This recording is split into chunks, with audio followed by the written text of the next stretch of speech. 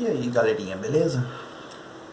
Bom, dando continuidade aqui ao minha série de vídeos do nosso bate-papo semanal, hoje eu vou contar 3 casos de pessoas que são do meu convívio pessoal. Na verdade, assim, que eu ainda tenho convívio são 2. Eu perdi a amizade e, sinceramente, essa amizade não me faz falta nenhuma. Mas são 3 casos que eu vi, que me foi relatado. Eu não sei que termo eu posso usar para isso, mas eu vou usar aqui um termo que eu inventei, que eu chamo de homossexualidade condicionada, que houve um motivo para, entendeu? Isso vindo de relatos dessas 3 pessoas, que eu repito, são do meu convívio pessoal, um já não é mais, e que são histórias semelhantes, um pouco semelhantes, mas que podem dizer assim, como eu falei, eu não sou especialista, eu posso falar da minha experiência pessoal e de quem convive comigo. Então, o que eu vou passar aqui é basicamente um testemunho dessas 3 pessoas que falaram assim pra mim: a minha história é essa, então, não sei, condicionado eu acho uma palavra estranha e até errada, mas eu não consegui achar uma palavra melhor para definir. Enfim, ao longo da conversa acho que vocês vão entender o que eu estou querendo dizer. Claro, sem polemizar, sem politicagem, sem militância, sem nada, porque eu posso responder por mim e não pelos outros. Então, por isso até que eu não vou revelar nomes, tá? Desculpa, mas integridade, cada um tem a sua. E do mesmo jeito que eu posso ser usado como um exemplo, mas para ser citado o meu nome, a minha cara, tem que ter um consentimento meu. E como aqui eu uso esse espaço para falar sobre mim, e aí eu ponho a minha cara à tapa, então outras pessoas eu prefiro deixar no anonimato, mas que pode ser uma resposta válida para o questionamento que algumas pessoas têm.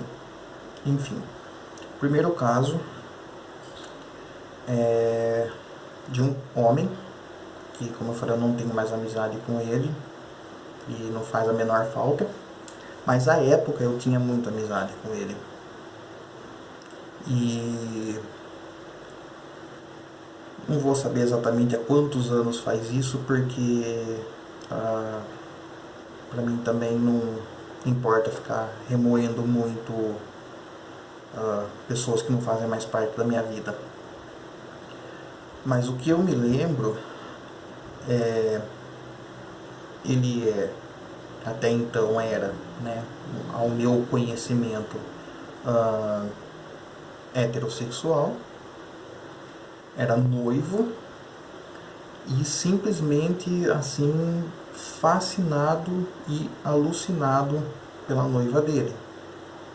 Parece que foram alguns bons anos de relacionamento e faltando algum tempo X para se casarem, aí eu peguei amizade com ele. E ele pegou em mim uma confiança bem grande de poder conversar várias coisas e relatar várias coisas e se abrir, enfim. Acabei me tornando por um certo tempo um amigo conselheiro. O que eu achei bem legal, porque a partir do momento que uma pessoa demonstra confiança em você para te contar coisas e te pedir conselhos, é porque você faz um pouco de diferença e bem para a vida dessa pessoa. E nas nossas conversas e tudo mais, era aquela idolatração pela noiva e tudo mais, e os preparativos para o casamento, que ainda, se eu não me engano, ia ser 1 ano e meio depois. E ele me contou e nunca deu a entender nada de alguma vertente para a homossexualidade. E nesse meio tempo ele conheceu um outro cara, que também gay, e ele me contava, né, dessa amizade que tinha com esse outro rapaz e tudo mais, que ele levava a amizade com esse outro cara como levava aquela amizade comigo. E, enfim, acabei conhecendo esse rapaz também e tudo mais. No resumo da ópera,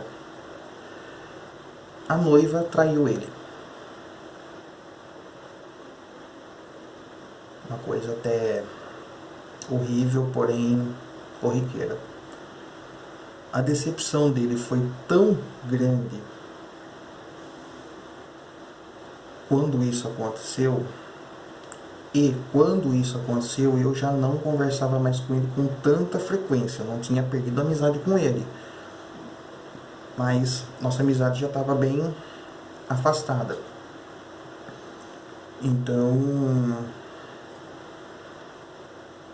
o impacto da traição foi tão grande que todo aquele castelo de cartas, aquele sonho de princesa, de príncipe encantado, aquilo ruiu de uma forma que ele, toda aquela veneração que ele tinha por ela, até onde eu entendi, não se transformou em um ódio contra mulheres. Não foi isso. Ele não virou um misógino, um assassino de mulheres, nem nada. Mas aquela mulher em específico transtornou tanto a cabeça dele com essa traição, e esse outro rapaz, também homossexual, que era amigo dele, foi lá, consolou, fez todo aquele papel de bom amigo e tudo mais. E até onde eu fiquei sabendo, esse trauma pela traição da noiva foi algo tão chocante que ele talvez tenha colocado um bloqueio na cabeça dele, em que ele viu naquele amigo homossexual dele uma pessoa da qual ele se apaixonou. Parece estranho? Talvez. Quando eu fiquei sabendo, eu fiquei chocado. E até onde eu entendi da conversa, ele transformou aquela amizade, a força daquela amizade, num amor que, trocando em miúdos, aquele rapaz homossexual acabou dando para ele todo o amor, confiança, carinho, dedicação que aquela noiva que ele idolatrava não deu. Consegue ser uma história fofa e estranha ao mesmo tempo, né? Se não muito me engano, isso deve fazer mais ou menos uns 7 anos atrás. Pouco mais. E até onde eu sei, porque aí eu tive uma briga com ele, e aí foi uma briga séria mesmo, e a gente parou de se falar, e até hoje a gente não se fala mais. E o contato que eu tenho com esse outro rapaz é mínimo, né? Nós não chegamos a pegar uma amizade tão grande. E eles estão literalmente casados até hoje.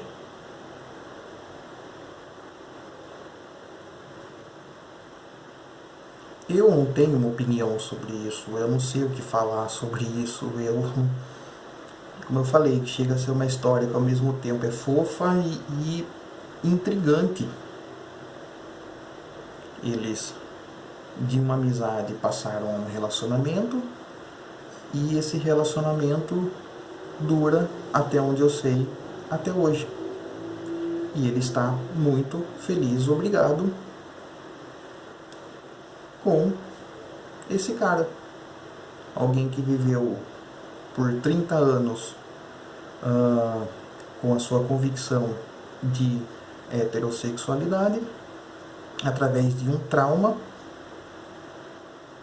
acabou tendo num amigo gay aquilo tudo que ele não teve com a noiva na época. Daria até um bom livro, quem sabe. Eu achei fofo. Bebam água, crianças. Já o segundo caso que eu tive conhecimento e essa pessoa faz parte do meu convívio. Na verdade, essas duas pessoas fazem parte. Uma mora em Minas e a outra mora aqui em Limeira. São histórias basicamente parecidas. Quer dizer, mais ou menos, mas vamos lá. Essa que mora em Minas Gerais, ela peguei amizade com ela também há pouco tempo, acho que há uns bons anos aí, mas a gente não se fala muito porque ela mora em Minas e tudo mais, né? E poucas são as vezes que a gente se encontra. Ela relatou que quando era criança, eu não sei exatamente por volta de que idade, mas até onde ela consegue se lembrar, ela teve um trauma, porque onde ela morava era um lugar bem afastado. Então tinha que atravessar tipo uma estrada de terra para chegar na casa dela, alguma coisa assim. E sempre que ela passava naquela determinada rua, um cara corria atrás dela. E não chegou a fazer nada com ela, de pegar, abusar, nem nada. Mas era uma pessoa que, imagina, você criança, um homem velho, que quando você passa na rua começa a correr atrás de você e dizer palavras horríveis e tudo mais. Então ela pegou meio que esse trauma e cresceu com ele. E tanto é que o gosto dela é tipo assim, ela não gosta de mulheres femininas. Ela detesta mulheres femininas. Ela é feminina. Quer dizer, na medida do possível. Mas o target dela, a busca dela, é quanto mais masculinizada a mulher for, mais ela quer. É como se fosse mais ou menos assim. Ela quer uma figura masculina num corpo feminino. Ela tem que saber que é mulher, porém tem que usando o estereótipo no linguajar gay, né, que eu tenho uma licença poética para usar. Ela gosta das caminhoneiras, entendeu? As machudas, entendeu? Se for uma mulher singela e delicada, ela dispensa.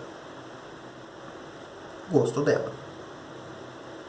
Então, tipo, ela transformou aquela imagem do homem numa figura tão horrível, mas tão horrível, que literalmente, se um homem encosta nela, que seja por brincadeira, ela tem sintomas de uma fobia que, quando eu vi, eu achei exagerado até ela me contar a história, né? E aí eu fiquei sabendo o porquê, mas ela, se um cara encosta nela por brincadeira, ela grita, ela entra em pânico, ela tem vontade de chorar, ela começa a suar frio, porque ela não gosta que homem encoste nela, qualquer tipo de homem.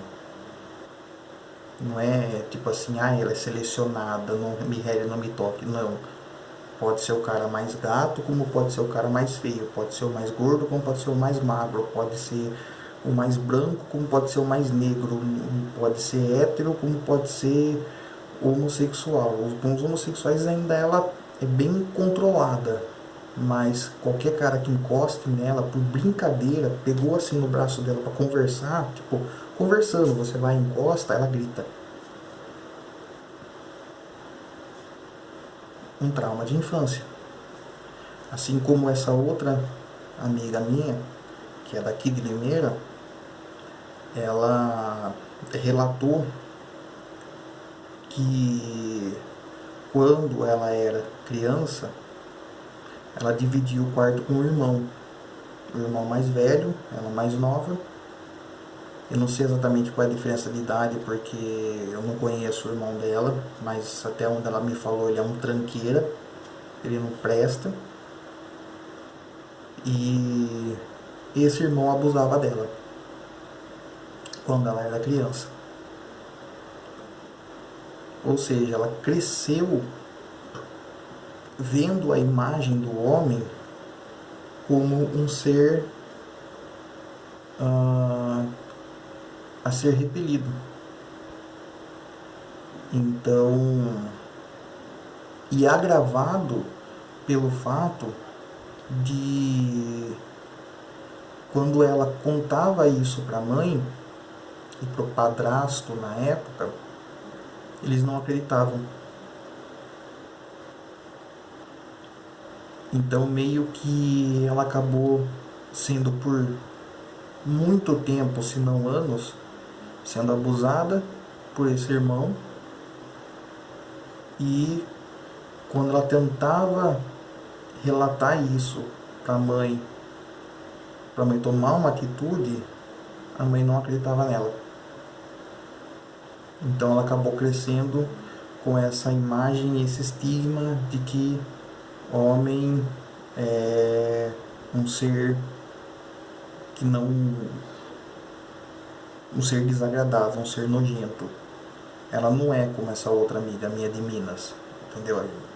Consegue se encostar nela, brincar, entendeu? Nem que seja só encostar. Ela não pegou asco do toque do homem, mas ela pegou asco da figura masculina como um ser para se relacionar. Posso dizer que essas duas pessoas, mesmo que não tivesse tido esses traumas, digamos que não aconteceu nada na infância dessas duas, elas teriam crescido heterossexuais? Eu não posso dizer isso. Assim como eu também não posso dizer que se fosse algo que não tivesse acontecido, mesmo assim elas seriam homossexuais, também não posso afirmar isso. Por isso que eu coloco muito entre aspas condicionado, porque essas duas caem naquela questão de tipo assim, ah, você é assim porque você foi abusado na infância. Como eu falei no vídeo anterior. E assim como esse cara que eu relatei que a noiva dele traiu ele e ele acabou se casando com um amigo gay dele, foi também um ato traumático. Aí, aí a gente chega num paradoxo bem interessante de uma coisa que aconteceu com um cara adulto e uma coisa que aconteceu com crianças. Ou seja, será que existe uma idade para que você sofra um trauma e esse trauma se converta nisso? Porque ele era um cara basicamente de 30 anos. As duas, pelo relato delas, para mim, foi quando elas eram crianças. entendeu? Então eu não posso afirmar em nenhum dos 3 casos que, se não tivesse ocorrido nada, seriam héteros, como se não tivesse ocorrido nada, seriam homo do mesmo jeito. Vai saber. Então eu não posso vir aqui e falar pelos outros. Eu posso falar, como disse, por mim, que eu não sofri nada, e eu posso falar que eu nasci assim, eu não fui condicionado a isso. E como eu disse, eu estou usando a palavra condicionado entre muitas aspas, porque eu não tenho um termo em que eu possa falar. Então eu estou dizendo de orelhada, entendeu? E por ser pessoas que foram ou são do meu convívio, estou aqui, né, reservando o direito ao anonimato dos nomes, então eu tenho essa licença poética para relatar. Assim como um outro amigo meu que em 2006 ele acabou se suicidando exatamente pelo fato de ele não se aceitar assim. E foi um fato bem triste na época, porque ele já era maior de idade, sofria muito preconceito dentro da própria casa e, por incrível que pareça, mesmo aos basicamente 20 e tantos anos, ele não conseguia se aceitar. Por mais que ele tivesse convívio com outras pessoas, com outros homossexuais, contando experiências, contando fatos da vida. E como eu disse, também relatando a ele que não houve nada traumatizante para serem assim, assim como ele também disse que não sofreu trauma nenhum, abuso nenhum. Ele afirmava que ele tinha nascido assim, porém ele não, pelo fato da família ter preconceito contra ele acabava automaticamente também não se aceitando. E nesse não se aceitando, ele não aguentou, e eu me lembro bem que foi uma terça-feira, muito animada, ele se reuniu com a gente, conversou, brincou, deu risada, porque como diz o ditado, né, quem vai fazer não avisa. E ficamos até basicamente 10h30 da noite no centro da cidade, na praça aqui de Limeira, conversando, brincando, dando risada, se divertindo. E na quarta-feira, às 5 da manhã, eu recebo um telefonema de um amigo nosso em comum dizendo que ele tinha se enforcado.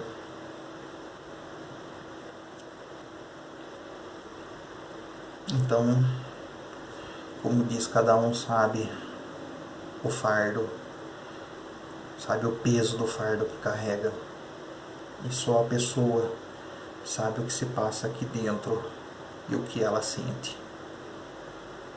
Por isso que, mais uma vez eu repito, não acredite na cartilha que foi dado a você, se informe. E a melhor forma de obter essa informação é literalmente você tendo conhecimento de causa, ao invés de bater, agredir, xingar, expulsar, senta e conversa. E pode fazer bem para você e pode fazer bem para a pessoa da qual você está conversando. Por hoje é só. Falou.